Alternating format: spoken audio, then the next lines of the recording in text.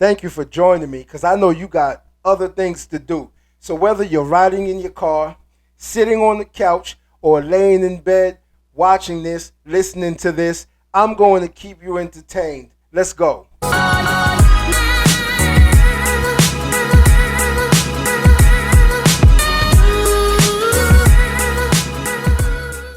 She said, what's up with grown men betting on if they could take the next man's woman? Betting? Betting? I do think that's a game that happens. Can I fuck your bitch? What you think about that?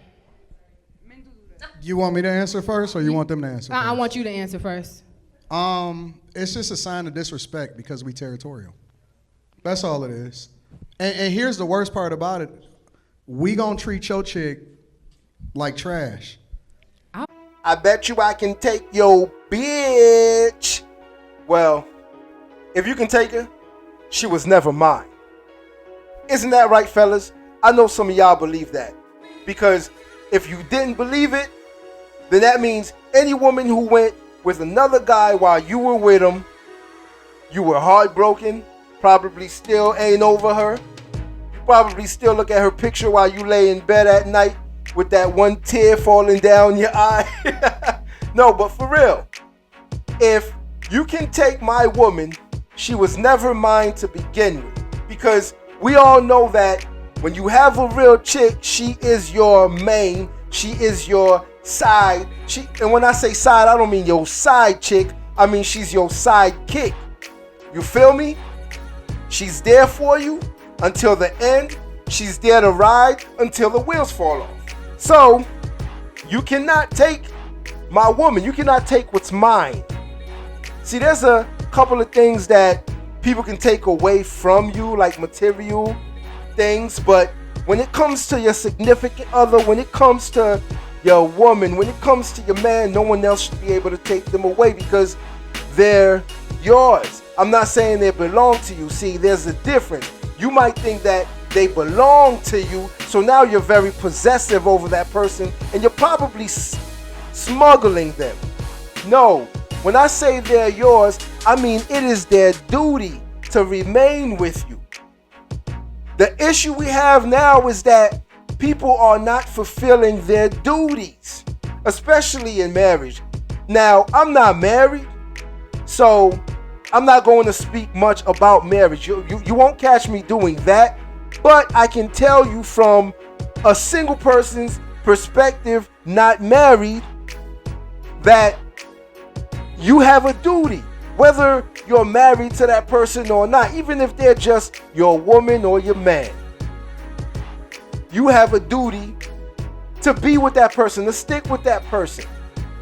Now, we all know there's millions of cheaters out there. We know this. I know a lot of cheaters. Am I a cheater myself? Wouldn't you like to know? But I know a lot of cheaters. Since I was young, I knew a lot of cheaters. Yes, family members, uncles, aunts, friends, all that, cousins. I knew a lot of cheaters. Does everybody cheat? That's a good question because does everybody cheat? I mean, that's how you answer that question. Does everybody cheat? Does everybody cheat? Like, because I know a lot of people who say they've never cheated. I know a lot of people who say they'll never cheat. But what's done in the dark sometimes does not come to light. What's done in the dark sometimes does not come to light. There's a lot of people who get away with murder. So, yes, I know the saying, the proper saying, but sometimes you get away with certain things. People get away with things. And you will have someone who continuously does it if they get away with it all the time. If they're that good, of course they're going to continuously cheat. They're going to continuously do it because they have not been caught yet. Now, a lot of people were just sorry that they got caught. Let's be real. A lot of people, when they got caught cheating, they were just sorry that they got caught. It's not the fact that they got caught and they felt sorry for hurting that person's feelings. No, they got caught cheating, and they were sorry that they got caught, because if they could have continued to get away with it, then guess what? They would have continued to do it. That's a fact. So if a person that you're with is able to be taken by someone else, then you should be glad that you got rid of them when you did. Good riddance. Tell them bye. Because they were never yours to begin with. They were never really with you to begin with. See, it all starts with intention. If someone gets with you and they have the proper intentions, then most of the time things are going to work out. If you have the proper intentions as well. It can't just be one-sided. You have to have the real intentions of being with that person through thick and thin. And they also need to do the same thing. It's all about intention and what you intend to do, because most of the time when we intend to do certain things, then yes, we're going to stick by them and we're going to do them. It's when you get into these relationships and you don't know if you really like this person or not. You don't know if you really want to be with this person or not. You don't know if you want to have kids with this person or not. Then of course comes an accident and you get pregnant, but you don't know if you want to meet this person's parents or not. You don't know if you want to marry this person or not. You don't know if you want to spend the rest of your life with that person or not. You don't know if you want to invest time in that person or not. Shall I continue? Because you don't know anything if you don't go in with intentions. You have to know exactly what you want out of a relationship. And it's not just you, the proper intentions. Now, it's not to say that people don't come in with bad intentions. See, some people come into relationships knowing exactly what it's going to be. Now, they may not tell you. You know, they may cheat. He might be a cheater. She might be a cheater. They may flirt a lot. You never know what their intentions are. It might be to, get whatever they can out of you, materialistically or physically. So people come in with good intentions and people come in with bad intentions. You must come in with some type of intention, and it would be nice if you let the other person know what those intentions are too, because things will work out a lot smoother if I know exactly what it is you want, what you intend to do with our relationship, what you intend to do with my time, because my time is precious, priceless. I cannot get it back. So you need to tell me exactly what it is you're going to do with the time that I give you, and vice versa. I will let you know exactly what I intend to do with you, whether it is marriage, whether it is kids, whether it's creating a family, whether it's just getting whatever I can out of you, whether it's just a friendship, friends with benefits, So that allows you to make the choice of being with me or not based on my intentions, and vice versa. If you tell me exactly what it is you intend to do, which let's be real, some people, they don't know what accountability is, and they will not let you know what they intend to do, whether it's use you, whether it's just to sleep with you. They won't tell you. They're not real enough to tell you. But see, this is why we have issues, and this is why we have problems out of these relationships, because no one is telling each other their true intentions. Now, let me rephrase that. You do have couples who actually come into a relationship and tell each other what their true intentions are. So then they can make their decisions, based on what they've assessed of the relationship and your intentions and what you told them in the beginning. Not the middle, not the end, in the beginning. So it's always smart to talk things out when you first meet and let that person know exactly what it is you intend to do. Exactly what it is you wish to get out of this friendship, relationship, whatever you may call it, whatever it may be at the time. So if that person, can take your person, then they never yours to begin with. And another thing that we have to understand, I see a lot of this. Why is it that whenever you're in a relationship, right, you start to treat that person in the best way ever? Of course, you put your best foot forward. Everyone does that. First impressions are everything. So everything is great during that honeymoon phase. You're both trying to impress each other. And then later on, whether it takes a month, whether it takes a year, whether it takes 2 years, for some reason, you both usually start to slack off. And if it's not both of you, then it's one person. They start to slack off. Now, the person will cheat with someone else, right? And do certain things for the person they're cheating with. Instead of continuing to do the same things they did with the person they're actually with. Isn't that crazy? For instance, I'll be dating a female, and when we first met, she was doing all the sexy things that I liked, whether it was lingerie, back massages, sexy text messages, sexy pictures, things that please me. I can't speak for every other man, but things that please me, things I would like out of my woman. And why is it that she will do it when we first meet, do it for a little while, and then just completely stop? But she'll get with another guy while she's with me, cheating. Now, this is example, by the way, rhetorically speaking.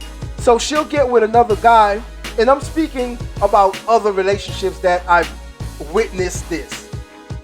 It's wild, but she'll get with another guy, and she'll start doing those things for that guy who is going to treat her like straight trash. He's going to pump and dump her. Yes, he's going to send her right back to me, and she does all the romantic, all the sexy things for him. Shoot, she'll even pay for the hotel room that they meet in. And I can't get a meal. You see what I'm saying? It's wild that, and it can go both ways. It's not just the female.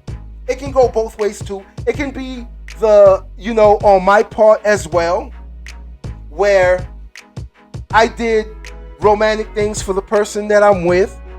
I took them out on dates regularly. We're not even going to say flowers because I don't know who brings flowers nowadays.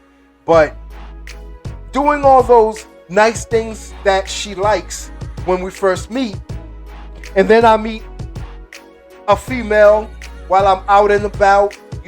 We start to talk, kick it a little bit, and we hit it off. Now, mind you, I'm still with my girl, and I stopped doing all those things that she liked, but I start doing it for my side chick. I start doing it for the person that I'm cheating with. I'm taking her out on dates, and my girl's sitting at home. I'm sending her good morning text and hello sexy text, and my girl don't even get that anymore. I'm buying her the $200 meals. My girl gets a pizza. You see what I'm saying? I'm doing all the things that my woman would like me to do, all the things that I did when we first met for somebody else who I'm not going to be with. Crazy, right? Someone that I'm not even really interested in. Crazy, right? Yes, it is. And we do this all the time. When I say we, I mean human beings, people. We do this all the time. You will go through anything and everything. You will do everything in your power to please the person that you're cheating with, while the person that you're actually with is at home suffering from lack of love and affection. Crazy, right? And sometimes sex. You could be a woman that's not even sleeping with your husband. You're not even sleeping with your man. But guess what though? You're meeting John at the hotel. Crazy, right? John is getting all of that. While your husband, your boyfriend, he gets the sloppy seconds whenever you feel like it. But when John calls you and tells you to meet him at 8 o'clock in the morning before you go to work, before you get to work, guess what though? You're at that hotel. And I hope it's not the Motel 6, the Red Roof Inn or La Quinta. Seriously. But you're meeting John at 8 o'clock in the morning before you make it to work by 9. Yeah, you don't even stick around for long. John just uses you, pumps and dumps, and then he's out. But guess what though?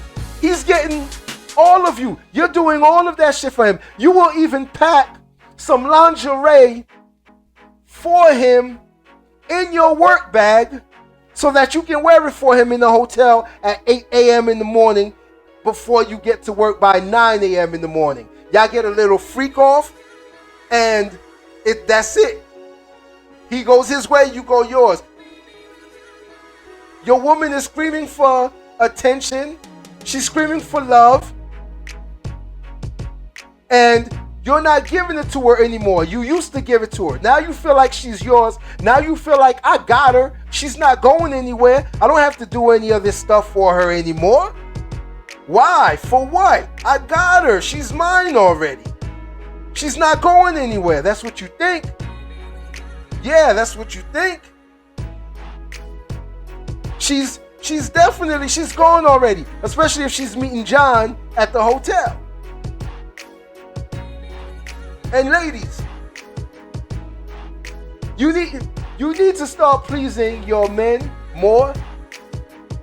And this is coming from the bottom of my heart.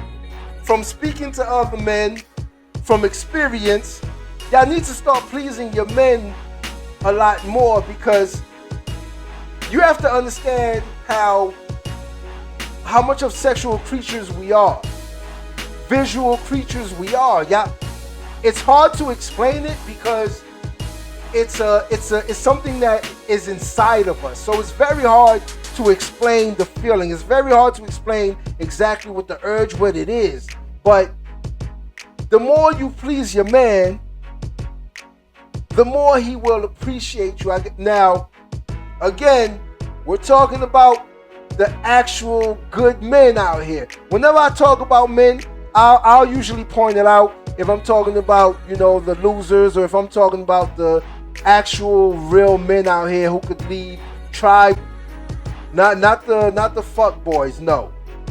But ladies, you gotta start pleasing your man more, because if you don't, then he'll be the one meeting someone at 8 a.m. in the morning at the Motel 6, at the La Quinta, or at the Red Roof Inn. Make sure that doesn't happen. And again, they never know your name until they do. Until next time. If you like this video, like, share, and subscribe to the channel for more content.